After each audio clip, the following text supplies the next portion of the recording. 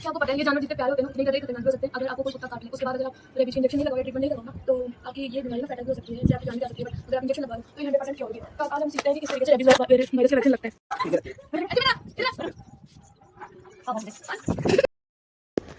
Dog bite and cat bite it is fatal for you. तो आज की जानकारी के लिए मैं बता दूं कि डॉग बाइट और कैट बाइट में सबको ऐसा लगता है कि हमारा कुत्ता तो पालतू है, हमें तो अगर काट भी लेगा तो हमें कुछ नहीं होगा।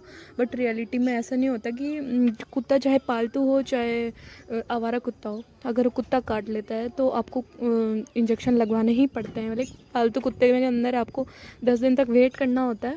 मतलब फर्स्ट 3 डोज तो कंपलसरी सब में ही लगवानी पड़ती है। तो आइए हम जान लेते हैं कि कुत्ते के अलावा अगर बिल्ली हो, मंकी हो या कोई सा भी जानवर हो जो आपको बाइट कर लेते हैं तो उसकी वजह से आपके रेबीज वायरस होने के चांसेस रहते हैं। और रेबीज वायरस का आपको पता है कि ये एक ऐसी बीमारी है जिस वो होने के बाद उसका कोई इलाज नहीं है। तो आपको क्या करना होता है, जब आपको कोई कुत्ता काट ले तो उसका पोस्ट प्रोफाइलैक्सिस ट्रीटमेंट करवाना होता है, जिसके लिए आपकी ना कैटेगरी 3 कैटेगरी बनाई है।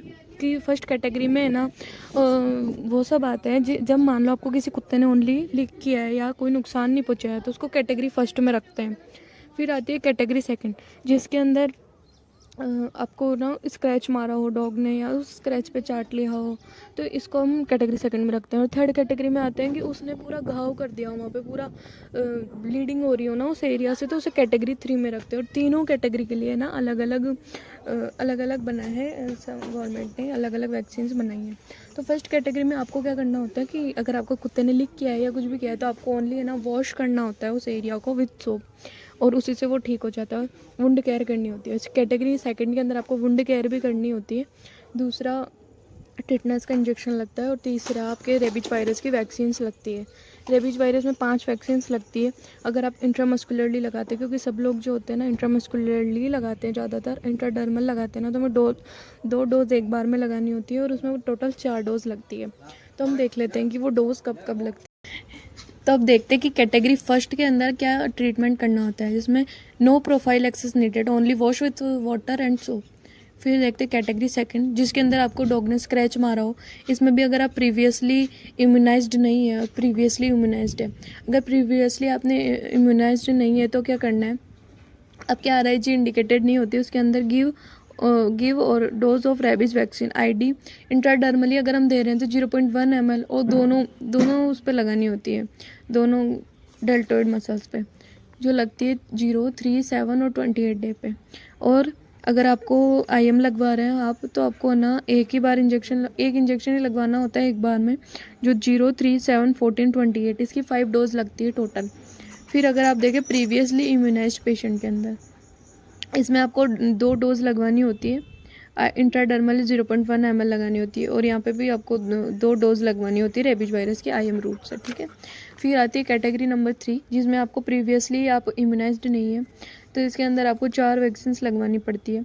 इंट्राडर्मल 0, 3, 7, 28 इफ़ और गिव 5 डोजेज ऑफ IM, वही 5 डोज यहाँ पे लगवानी होती है। और ID इंट्राडर्मल की 4 डोज लगवानी पड़ती है। पर कैटेगरी नंबर 3 के अंदर है ना आपको जो रेबीज वायरस इम्यूनोग्लोबुलिन होता है ना वो भी लगवाना पड़ता है, वो हम आगे देखते हैं।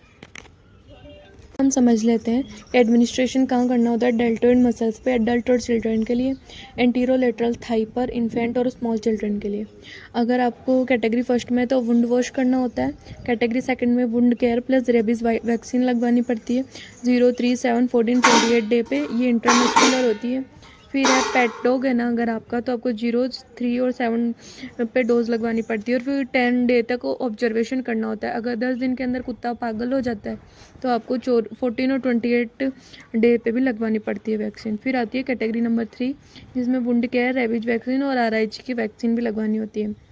इसमें 2 तरीके की आती है, HRIG और EQRIG, जो ये ना हमको हॉर्स से मिलती है, ये सस्ती होती है, ये मार्केट में महंगी है अभी, तो ज़्यादा लोग यही लगवाते हैं। ये गवर्नमेंट की सप्लाई में भी यही आती है।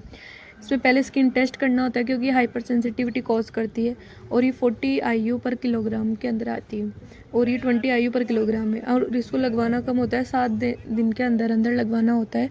और ये कब लगवाते हैं, 3rd नंबर की कैटेगरी, जब आपके बहुत ज़्यादा ब्लीडिंग होने लग जाए, वहाँ से तो हमको 3rd नंबर की कैटेगरी लगवानी होती है। इसमें 2 तरीके की आती है, HRIG और EQRIG, जो ये ना हमको हॉर्स से मिलती है, ये सस्ती होती है, ये मार्केट में महंगी है अभी, तो ज़्यादा लोग यही लगवाते हैं। इसमें पहले स्किन टेस्ट करना होता है क्योंकि हाइपर सेंसिटिविटी कॉज करती है, और ये 20 IU पर किलोग्राम है। और इसको लगवाना कम होता है, 7 दिन के अंदर अंदर लगवाना होता है। और ये कब लगवाते हैं, 3rd नंबर की कैटेगरी, जब आपके बहुत ज़्यादा ब्लीडिंग होने लग जाए वहाँ से, तो हमको गाइस अगर आपको भी कभी कुत्ता काटता है तो अपना प्रोफाइलैक्सिस ट्रीटमेंट जरूर करवाएं और इसको ना हल्के में ना ले और पूरा प्रॉपर इलाज करवाएं, तभी इसका फ़ायदा होगा। नहीं तो रेबीज आपके लिए ना फैटल भी हो सकता है।